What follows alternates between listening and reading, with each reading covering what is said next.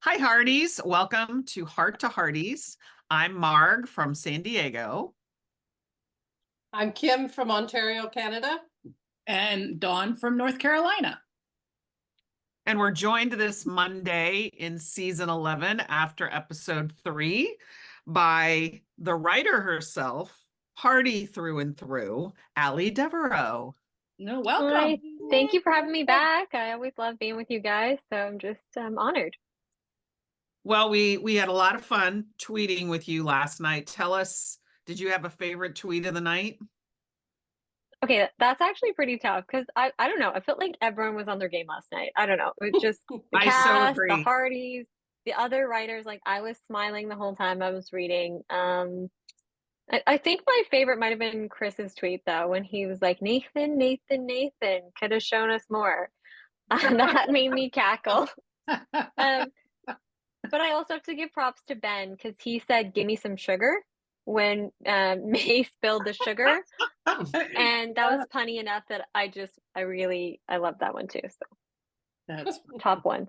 I But everyone love was it. so good, so good. Yeah, no, I completely agree. Everybody was on their game last night. There was some very, very clever banter going on, and it just seemed like everybody was out, so that was great. So Yeah. much fun. Yeah, yeah. Yeah. Well, goodness, you fulfilled a lot of Heartie wishes last night. And I'm not even talking about the shirtless scene. I'm talking about like classroom moments galore. So many touching kids scenes. Lindsay, our showrunner, always says that you are the Heartie in the writer's room. So why are you that Heartie? I mean, you clearly get us, but tell us why you think you're identified that way. Well, because I am a Heartie. Like I love the show. I've watched it so many times. I'm the one that's like, hey, what about this? Like I'm the Heartie in the room, like through and through. I'm proud. It's a badge of honor that I'll take that I am a Heartie. Um, so, I think when it comes to these sort of stories, I just like try and pitch what I think made me love the show, try and get the heart of that, what I loved about the show and where it came from. And, really so much of that is Elizabeth as a teacher. Like that's her calling. That's what brought her to the Yeah, West. And absolutely. we just like saw her blossom into this like amazing, amazing figure in all the kids' lives and for all the students. So I really do think whenever we get stories like that, it's gold. So I feel really lucky that I was able to have some really nice teacher moments in this episode. Also, our young cast is just so talented too. Like, Billy, Toby Wow. was so great last night, and his delivery of "I've had a really bad week" kills me every time. But he's also so heartbreaking. Like he just kind of toes that line, and then some great depth with the Canfield kids, Vienna and Elias, and Chloe, the new Lily. Like, just we're really lucky.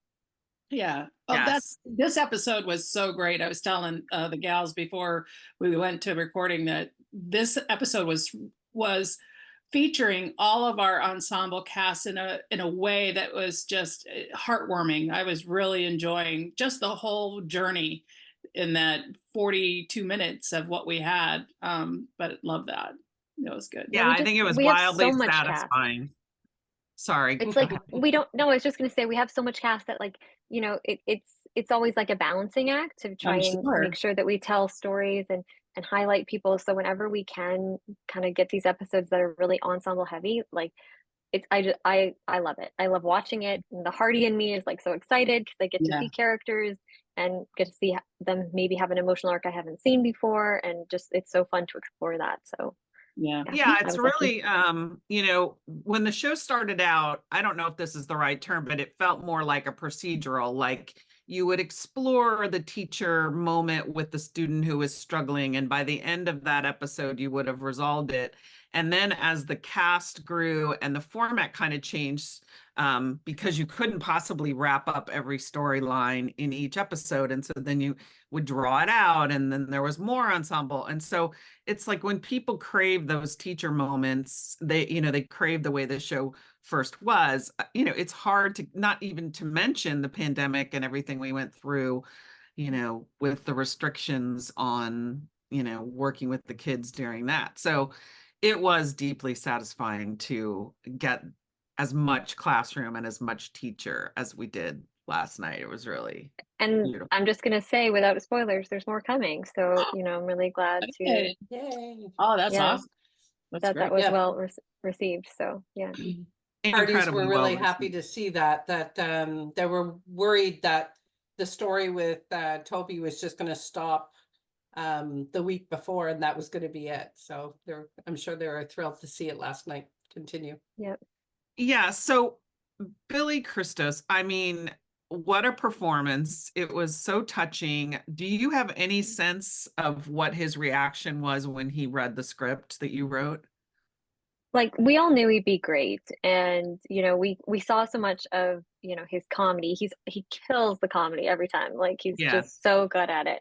um and he's grown so much as an actor since even we first met him, but it doesn't mean we were prepared for how it was going to wreck us emotionally when we finally saw it, because it really did. Like, it just tore at my heart. Like, I felt it too every time I watched it. It's so good. It just feels really real. Like, I've been there. I just so it just it makes my heart break a little bit. But that just says how good Billy is, because then he's also there making everybody laugh as soon as he's done. So Yes.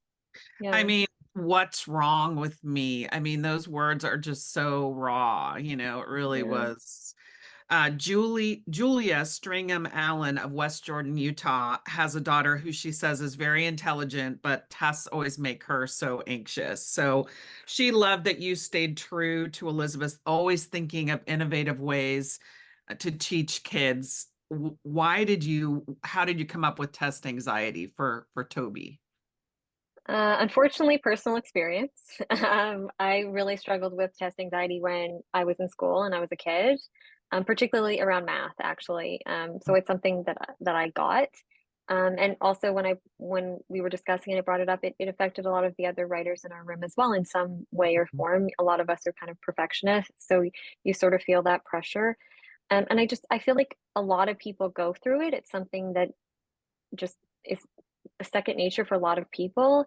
Um, but it wasn't something I saw a lot on TV when I was growing up, like when I was going through it and when I was in school. So, when we were talking about it, we kind of hoped that that's what this story could do, that it's like something that somebody who might be experiencing this could watch and like feel seen by. And kind of like I tease, it's not done yet. We are going to see Elizabeth make sure that Toby gets it. And I mean, honestly, I just wish it could happen to every kid that's going through it, because I think we all kind of wish that Elizabeth was our teacher. I wish my teacher had said, let's pause tests and kind of figure out what works for you. But I'm glad we get to show that behavior in Elizabeth. Elias and Vienna Leacock did an outstanding performance last night as well. And what a beautiful line you wrote for Joseph, saying, siblings, best friends God himself blessed you with for life. Tell us about that moment. That was pretty sweet. So, yeah, I have two sisters myself, and they're my best friends. So Mm. when I wrote that line, it was for them. Like, it was for Aw. my siblings, Aw. because we've been through a lot. Like, I mean, that doesn't mean that we don't disagree, though. We do argue, especially when we were younger. So, just because we saw Cooper and Angela having disagreements, like, we wanted to show that that's part of their bond. So, I've learned in my life to be really, really grateful for my siblings. I know that I am who I am because of them. So, like, even in those moments of disagreement, I've learned, to remember how blessed I am to have them.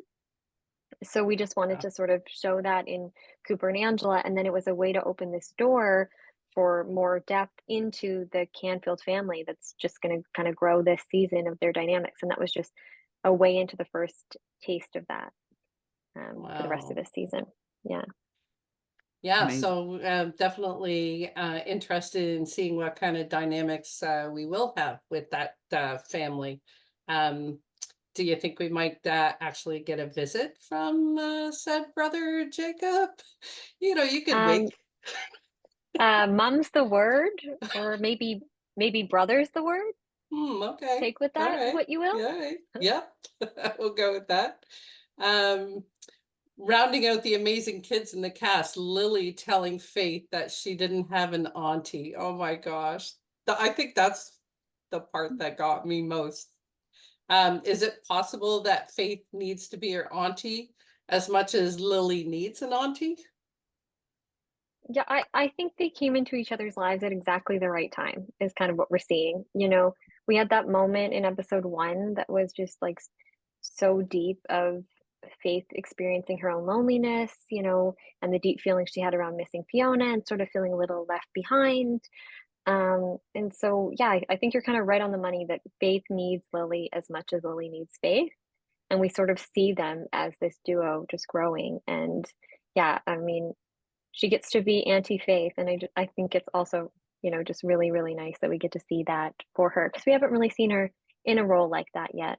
So just getting to see Mhm. Faith grow into something new. Oh, I That is love neat. that whole thing. I mean, goodness.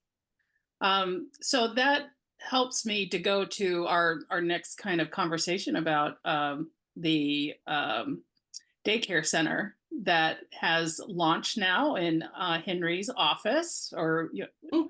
his used to office. So Donnie Sharon Holt of Burlington, North Carolina, loves this for Hope Valley and wondered if the daycare was your idea. Actually, it came from our showrunner, Lindsay, and she had hopes to add it to the end of season 10. But we just didn't have room for the story when we were sort of trying to break out what the end of season 10 would be.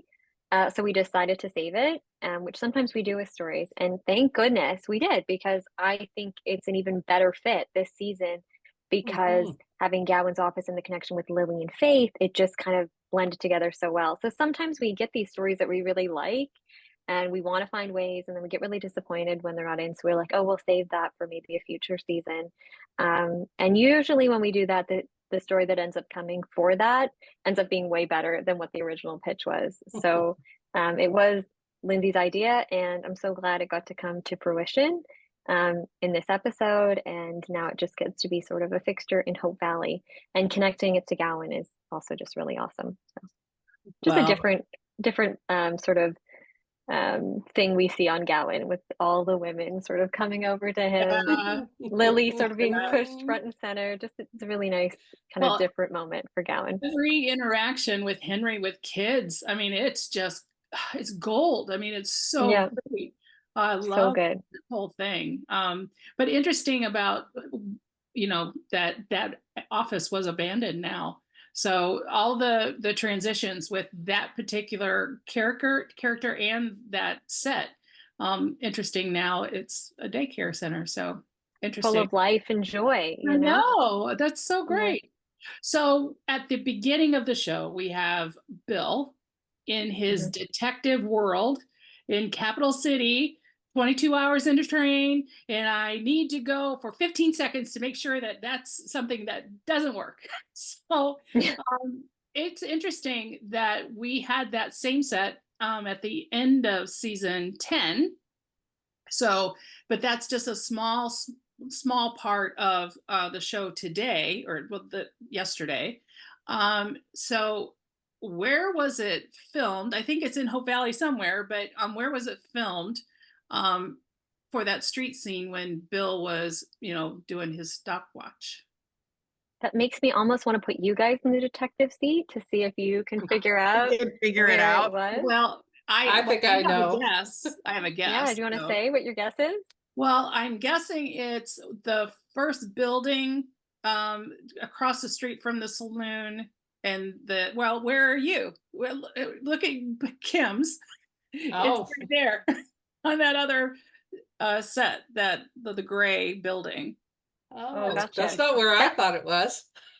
So not quite there. There's a bit of movie magic. So, okay, it was a team effort. I'm going to give props to Neil Fernley and Mike Roll for their ability to sort of camouflage the set, as well as our amazing production designer, Sarah. So I'm going to ruin the magic now. So skip ahead if you hate Oh this stuff, no. okay? Oh no. Movie magic being ruined, okay? The set of that was actually located in the corner of what we call First Street. So it's in front of, if you know where the judges, mayor's, Bill's office, that brick Yeah. building. There's like two little buildings beside it. So Yeah. those buildings became Lucas's office in the building beside. So the corner building, and then we redressed it as the office, and they built a brick wall, sort of facade to go behind it. And Oh. across the street was redressed. and then they had a car drive around the facade so it looked like it was on a street. So in reality, if you know where that is, if you've ever been Yeah. able to come to Jamestown or sets, you know that he was really running just steps away from our schoolhouse. So Right. isn't that crazy? But that's where it was. And that corner there is I Capital would City. not have, I wouldn't have figured it out. I was like, the brick, where is that brick? And the street with the hole. I don't know. I couldn't place So it. No. yeah, it's just a facade. It leads towards where the livery is, where the horse is. Yeah, That's that yeah. road. They made that little street. So Uh, all movie magic and a team of very, very talented crew. Yeah, seriously. Wow, that's Big- interesting. Big Yeah. props to them. Yeah. It is always so cool. Like, that is not my specialty, of course. But so we write the sets and then Right. our crew get them and just pull off literal miracles to make it work. And I'm just always in awe. So like we have the best crew and we're so lucky to kind of have the amazing people we get to work with. And I feel really lucky that we have them because we can pull off awesome things like that where everyone's thinking, how is that in Jamestown? But it is. Right. Well, we think that we're blessed as well. So we are, a lot of riches for our When Calls the Heart world. So this is so Totally. great. Sticking with the investigation, Marianne Bradley Kova of Draper, Utah, asked why is Lucas so adamant about not having extra security? So I think what we're seeing with Lucas right now and what we're trying to sort of show is that he wants the case to stay closed. It's not that he doesn't believe Nathan or Bill. And when they say they're worried, it's just he doesn't want to believe it. It was something really traumatic for him, and he got to be governor for like an hour, and then he had this really scary thing happen. So for him, it's just makes sense that he'd want to believe the case is closed. He wants it to be settled and to finally move on. So in these scenes with Lucas, we're just sort of seeing him willing that to be true. So when Bill and Rosemary and Nathan are sort of just feeling their own sort of spidey senses, Lucas might be feeling those spidey senses too, but he's pushing them down. So that's kind of where we're seeing he's at right now. Interesting. Yeah. So interesting. Okay, by the end of the night, it felt like Rosemary had really proven herself, and Bill, I think he actually gave her 2 compliments. It was crazy. But earlier in the night, in the episode, they had that funny exchange. It was a walk and talk, and she was saying, and Bill says, "Do you realize you're interfering with an active investigation?" And Rosemary responds with, "You mean the unofficial, off the record, highly suspect closed investigation?" It was a great exchange. Perfect. But I loved it. the writer in me, I was just like, how did you know to use, like, there's 5 phrases, like unofficial, off the record, highly suspect, close. Like, you gave her so much to emphasize her point. Like, talk to me about how your instinct to do that. It was cool. Rosemary is so fun to write for because of that, because you kind of get into that performance, that sort of grand thing. I can't remember exactly who came up with that line, but we came up after we did a read through, which is maybe sort of a fun fact that we do in our room. We do read throughs of the drafts before we send them out to everyone to kind of get a sense of the I don't flow think of the anybody's ever scenes. told us that before. That's cool. Yeah. So we kind of do like our own sort of, our own sort of sense of the scenes, and we get a characters assigned to us. So us writers read the lines of the characters so that we can kind of get a sense of the dialogue, get into their heads. So when we're getting close to a production draft, we usually do sort of almost like our own little reader's theater. Lindsay's usually Rosemary. So I think that line may have been hers where we were getting the flow and she's like, what about this? And we sort of typed in together. But yeah, that's sort of how we try and get the flow. We get into our characters' voices by putting on our own little actors hats. Like, we're no Rosemary. We're not our actors, but we do our best to try and get their flow. So yeah, it's sort of a little maybe fun fact then that we do these little read-throughs. And cadence is so important, and so that read aloud must help you so much. And she has, she speaks very quickly, but you're right, she does she's also verbose. She's Yeah. her point. Spot on. She gets to be grand. She's gonna say a lot, Right. but she gets to be grand, This is a Hey, I'm woman going that to likes slip doing this in monologues. because you're using the word grand. A number of people have asked about the grand plan or the grand vision of Lucas's. I actually looked it up to see, because to me it felt like a historical, like presidential term, like, and I found, I think there was somebody, but it was later. It was like Woodrow Wilson, or even beyond that, more modern than that, was, had like a grand something. Like, where did that, it doesn't really directly relate to the fact that he had those grand gestures, or is it more, his grand vision for the town? I think for Lucas, we go through his sort of character, and he likes he thinks big, because he cares big. That's so we're just sort of seeing that payoff. He cares, like, he just cares in a really big way. So when he cares about something, it's going to be very grand. It's going to be, as big as he can get it. Just because that's how he expresses that he cares about things. So when he has a Okay. grand vision for Hope Valley, it's because he loves Hope Valley so much, and he just can see how it could be, and he wants to achieve that. Okay. I think this particular term may have come from Paul Redford, when it comes, because he's really on when it comes to sort of those political Yeah. ideas, just from his own background. Mhm. But yeah, so it's coming from the fact why we see that, like, repeating with different aspects of Lucas's life, is because what we know Lucas to be is a character who just cares greatly. So yeah. Very cool. No, it feels like a speechwriter term or a campaign term, grant. It feels like that to me, but it also totally fits with Lucas. So we had a super important talk happen last night, and Diane Weinman Jordan of Greenville, South Carolina, loved the lines that Lucas said to Elizabeth: "Everything is on the mend, one foot in front of the other." She asks, "Did you mean his heart is on the mend too?" So I think that line is up for interpretation, is what I'd say. But the whole episode's supposed to be about taking steps forward, um, especially for Lucas. But we're also seeing it in the investigation, in Toby's education, in the Canfields healing. But yes, I will say, I think you could totally say that Lucas is heading there. We're seeing him get back into the swing of things, literally, after being kind of knocked down. Get to see him getting back up and healing and getting back to the Lucas that we know and love. Yeah, I mean, he looks like he's physically in quite a bit of pain, if not emotionally. It was really interesting in that opening scene that Rosemary seemed to suggest that he was just great, that he was doing so well. Why do you think she thought that?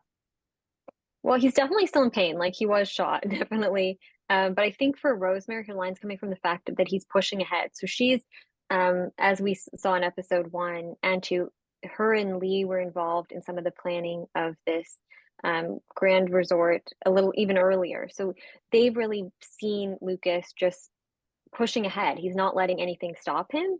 So even though he's recovering from, a gunshot wound, he still has these plans, and he's going for them full force. And I think we're seeing even more of that by the end of the episode, because, he's going to continue with the resort, even if it means dealing with the mayor of Benson Hills. And I will say the mayor of Benson Hills is a new character coming, one that I find so fun, and is going to be a fun challenge for Lucas. Oh, Wow. okay. Okay, well, All right. just going back to the Rosemary thing, that makes sense to me. I hadn't thought about that she has been exposed to him behind the scenes as they were working out this resort deal. And so she's seeing him in his element as the governor. And so she may Totally. have been saying it out of that context, because it just, to me, a little came out of left field, but I see what you're saying now. So It's she's impressed with how she's seen him to be, despite everything. Yeah. yeah, right, exactly. Despite the heartbreak, the trauma, and the physical pain that he's in, And he's being still, shot. Yeah. yeah, exactly. He's still He gets back a down. great He gets governor. knocked down, but he gets up again. Right. Yeah. Yeah. Oh my goodness. Okay.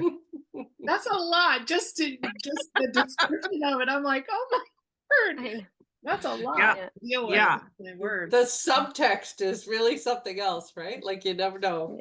Yeah. Well, and people are complaining that he looks, his suits are not as tailored. We're gonna have to get Barbara on here to talk about that because I suspect that that's intentional, that he's, you don't look your best when you've just gotten out of the hospital and after a major recovery, We not that actually Chris track the McNally healing. ever looks like he's not at his best, but you know what I'm saying, Yes, totally. And Um, we actually we had meetings tracking the Oh, healing you of, when did? he'd go from wheelchair to cane, to sort of just Oh, to make okay. sure that we're treating it was a serious injury that Right. this character's had. So we want to make sure that we're doing that justice as well, Mhm. so that his growth can also reflect what he's been through. Got it. So Okay. yeah, it was intentional. Okay. Wow, that's neat. Right. Yeah. All right. Very cool. Yeah. Also with Rosemary, she remarked that Elizabeth and Lucas were never really friends, that he always had eyes for her. Why was that important to state? Well, I think it was true to who they were from the beginning. It was pretty clear. Lucas had feelings for Elizabeth when he met her, but that doesn't mean they can't be friends now. I think we're going to see even some in this episode and continuously that this season has moments of Elizabeth and Lucas seeing that friendship develop. But it's kind of interesting because it's a friendship developing where they didn't really have that before. We didn't have much time Yeah. where they were strictly friends. So we get to Mm. see that now. So just sort of setting up that sort of new relationship for them. Dynamic. That's pretty cool. Yeah, exactly. Nice. So on another topic, and if the kids and the horses and the dogs weren't enough, we did get our promised shirtless scene last night. That surprised everyone, but there was a little hint to that from Aaron Kriko's interview. Carolyn Wash of South Bend, Indiana, needs to know whose idea that was, where that came from. Guilty. Guilty here. You've caught her. Allie. To be honest, I'm surprised it stayed in. I did pitch it thinking, we got some room to play this season, and we were sort of pitching out ideas. And I thought, what if she walks in on him and he doesn't have a shirt on? And that's where it came, and people were like, how would that look? And so that's what it ended up being. But it was so fun, and they played it so well, and it was way better than we ever thought it could be. So I'm glad it stuck, but I was surprised that it did. And So the you put actors your were fully Heartie on hat board with on. that? Sorry, I put my Kim, go Heartie ahead. hat on.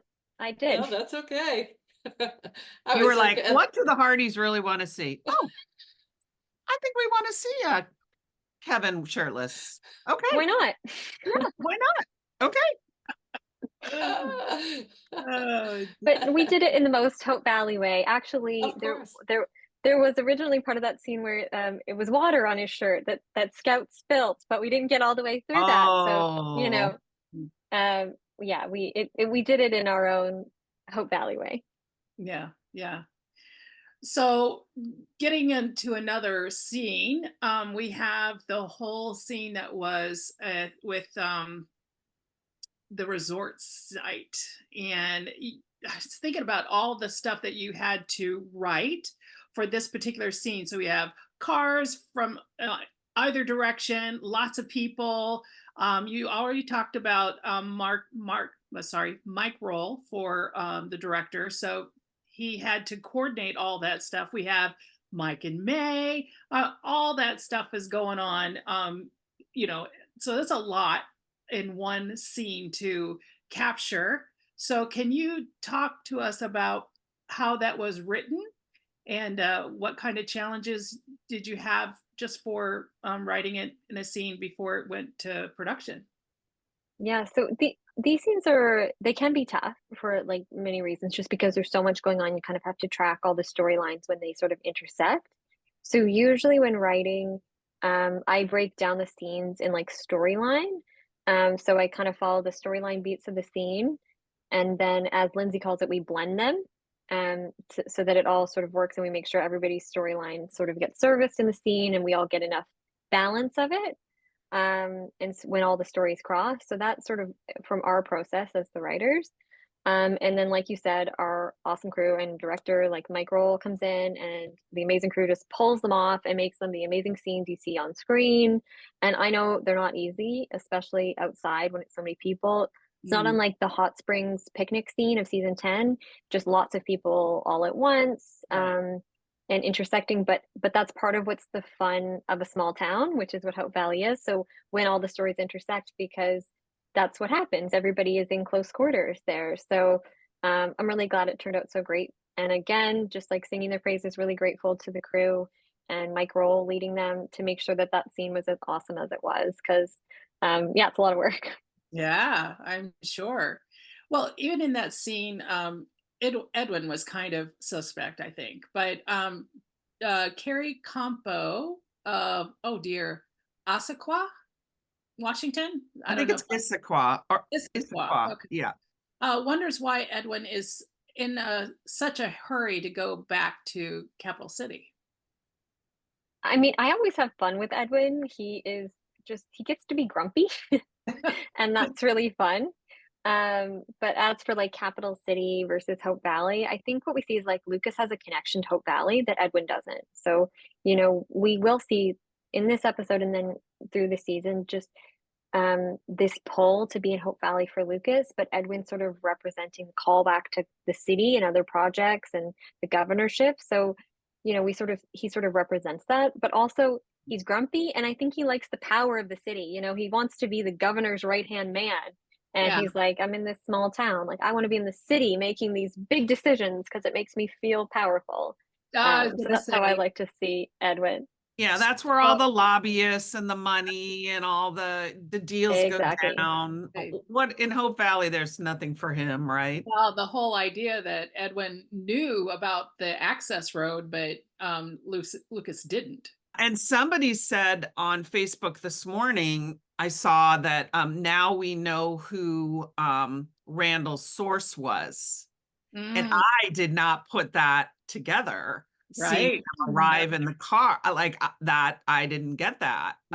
Curious. We'll have to see, Very interesting. Can we circle back for a moment to the resort, to the anniversary picnic scene? Because if Hearties missed this, they really need to go back and rewatch that scene, because in the background, after she kisses him on the cheek, which go girl, she planned that date, which was about Mike yes, and May plans this date, totally adorable. They get out there, then there's like 50 people arrive. The whole school is there, the quarter, everything. These cars come in, whatever.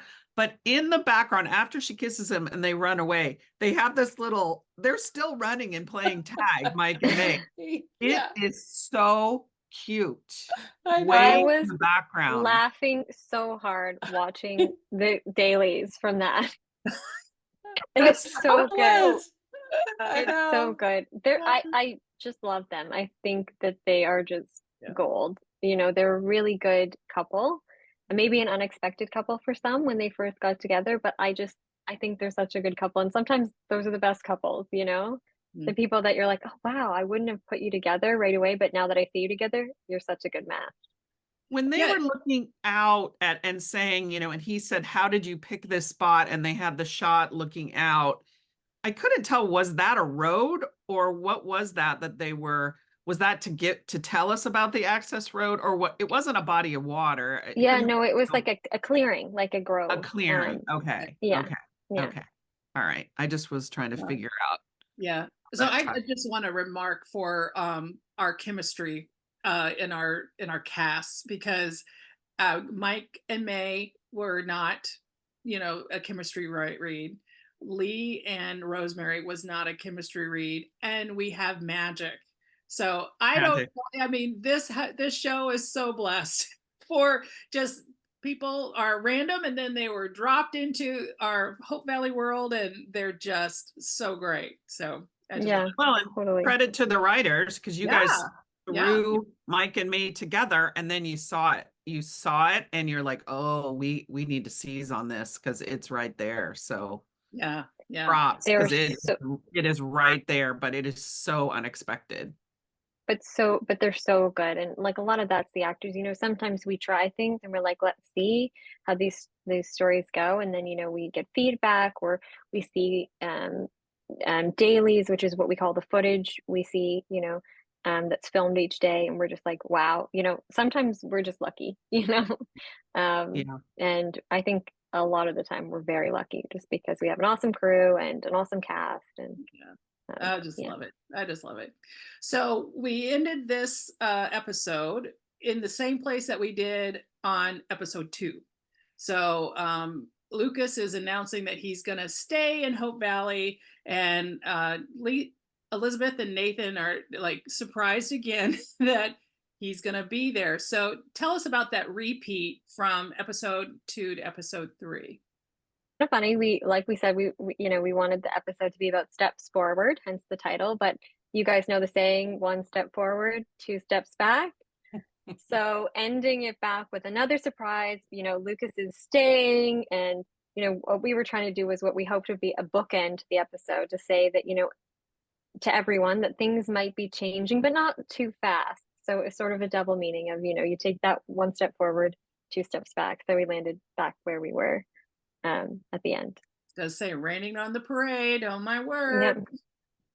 Yeah, because we had that adorable, him bringing the second lunch and that adorable, awkward conversation. There were a couple really cute conversations where they're using the word normal and trying to sort of like figure out this new normal. But wow. Just a sidebar. I'm curious about the word normal. What was that? I mean, what was that indicating? Because what's normal? I don't know what. I think, that to be means. honest, their repeat with that is they're trying to figure out what's normal. What's their new normal? So they're sort of reiterating it to try and figure it out with each other. So that's where we're landing with this is, okay. Who are we? What are we? And that's sort of where we're at with them right now. I'm like, what's normal? I mean, nothing is normal. Nothing's normal. Yeah. But I love that because normal. that's so often they're both testing the waters. They're both trying to figure out what the other one's feelings are, and they're, just tiptoeing around this possible new relationship, and it has wide-ranging effects on the people they love. Having Lucas there is definitely, it's awkward. So yeah, anyone who watches Hallmark movies knows that there's some tropes. There's always, they're baking cookies and she gets flour on her face and a guy's gonna wipe it off. Like there's gonna be confetti in her hair that he's gonna take out of her hair. Like that is like, you go to Hallmark because you want to see those cute moments. And so, last year we had that scene in which Faith falls out of the wagon into the Mountie's arms. And then this week in previews, we see that Elizabeth, as she goes to reach for the Easter egg, trips on the stool and falls into Nathan's arms. I'm totally loving that scene where she goes, "Hi, Allie." Like the way she's, "Hi, Allie." Is so guilty. So guilty. Yes. So funny. The 2 of them. So funny. It's so good. It's so good, Erin Greco. Wow, amazing. But critics might say, like, what's up with this? Like, but tell us in your mind, like, what's the difference between a trope, or a callback, a repeat? Like, how do you distinguish those, and what's their meaning for you when you use moments like that? So we, some of them, like you said, are like the go-to sort of movie romance tropes. And, we do think of them as like, the fall into the arms. And it's what some people wish that they could have their life have. And that's what they come to watch this so that they can experience it too. So whenever we can try and get one of those in, we always do, just sort of that fantasy of it all. But on the other side, sometimes we do callbacks and repeats. Actually, funnily, we call them Easter eggs, for the Hearties and the Hallmark fans. it's almost like an inside joke, it's an inside moment. It's a callback where we're like, we want you to make the connection because we want you to know. It's like a little nod to the fans. But it's funny that this one's literally an Easter egg, and then she's literally reaching for I an know, Easter egg. it really is. So literal. Yeah. No, it totally is. So, man, oh man, Jeanette's arrival. So first of all, Kim, do you want to ask your pressing question as our French speaker? For sure. Especially since Allie's the owner of the Bible. So first of all, how do you spell Jeanette? Is it Janette? And do we have an inspiration for that? And then how do we pronounce her last name? Is it O'Quang as Mike calls it, I think, and that, or should we use English expression or English pronunciation, O'Coin or O'Quang, or how would you pronounce that? So for Jeanette, we have always spelled it on the show Jeanette. That is how it's been in the scripts. Okay. So we've always spelled it that way because it is the more French way to spell it. Right. And you can say Aucoin, which is the French way, or Aucoin, which is the anglicized sort of way of saying it. Sort of both work. So she's sort of using Aucoin because she comes from a French background, as we've sort of seen a little bit of on the show. Okay, thank you. I figured, Just to clear at it some up. point she might, maybe I'm jumping ahead of myself because maybe on the next episode when she's introduced, she might actually, correct some people's mispronunciations of it. We'll see. We'll see. It just felt like in that preview with the music, with everything, it just felt like she's not going to let anybody off the hook. She's going to make everybody squirm. Tell us about the tension that Jeanette is going to bring. Well, she brings tension, which for us as writers makes her a super fun character. But she's also very complicated.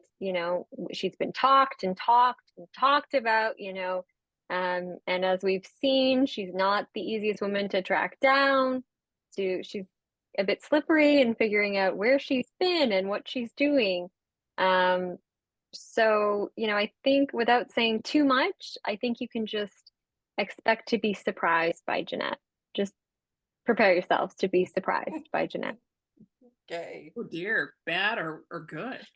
Oh, we'll see. Yeah, you'll have to wait and watch and see, but just prepare yourselves. Expect the unexpected with her. Okay, that makes me really nervous. She's got just an amazing look. I'm super excited. I loved the preview with Rosemary and Lee too. Hysterical. Because it is a little reminiscent of Rosemary's Arrival in terms of the kind of screen siren feeling to it. And Rosemary, of course, was always in red, but Jeanette feels darker. Spider. There's a spider. Along comes a spider. Along comes the spider is the episode, right? Yeah, and Barbara just did a great job with her costume. She looks so good, and she just gets to look so different than how we sort of see the town.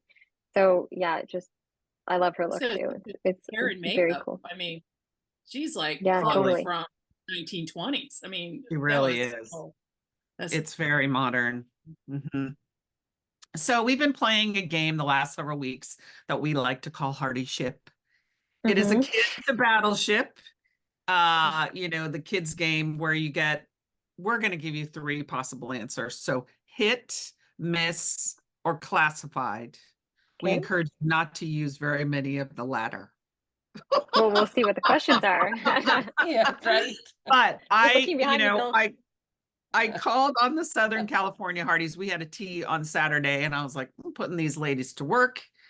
So they came up with the guesses this week. Are we ready to play? Okay, hit me. Okay, let's do it. All right. In season 11, Henry will become a regular churchgoer. Hit, I miss, or think I can classified? I think I can say hit with this. I think it's clear in season 10, even if we don't see the church each week this season, we definitely go through this season with his spirituality and faith in mind. So even if we don't see it, I think, you can kind of understand he sort of made this connection, and definitely, if not a full faith, there's a spirituality to him. So Very hit, cool. I'll say. Okay. Rosemary finds herself in peril at one point in this investigation. I gotta go classified there. Gotta go Okay. classified. Okay. All She right. did, before you jump into it, Dawn, she did, Pascal did an after show interview. She didn't say peril, but she said she finds herself in a mess. So she may have given a little spoiler away. She said, Well, mess, yeah, but mess, peril, there's There's there's a difference with there. that. So yeah, classified right. there. Yeah. Okay, gotcha. Yeah. All right. Next one. Groundhogs will invade Elizabeth's schoolhouse, a whole new vermin for her to contend with. Miss for now. Groundhogs in the Well, I mean- schoolhouse, but I love it. And you never know with those pesky groundhogs, although I think they'd be kind of hard to train for the camera. So I don't know. And we don't want the ones that do this, no? Yeah, whack-a-mole. We could play whack-a-mole in the Valley. Yeah. That's funny. All right. Joseph and his brother will come face to face again. Classified, you'll definitely hear more about Jacob Canfield, but classified as to how that's going to come. Okay. Okay. Lucas knows more than he's letting on about his shooter. This is a hit and a miss. Hit and a Okay. miss. So I'll let you guys figure that out. Interesting. Okay, that's a good one for an Oh, answer. That's a good one for an answer. That's good. Okay, Yeah. so Mike and May are going to the chapel. Go to the chapel. Classified. I know that wedding bells are gonna ring, but for who, that is classified. So Oh man, the can't share who it is. bells. Very Oh, cool. Lord. Oh my I feel god. like I think we made some progress. We Yeah. made some progress in the Heartieship game. We got And a I haven't little been more out shot of down yet, so I think I'm Good okay. job, SoCal Hearties. Good job on your Still guesses. floating in the water. Yeah. Sunk my battleship. Yeah. You're taking Right. on a bit, you're listing maybe, but Oh dear. So Allie, we saw your post last night about your special anniversary. Yeah, so it's actually really fun. Last night for me marked 6 years since I moved to Vancouver to be a TV writer. So I'd gone to college and I studied media, but I just really wanted to pursue screenwriting. So back in 2018, I went to a diploma program to study and commit to like a year of writing to see sort of where it took me.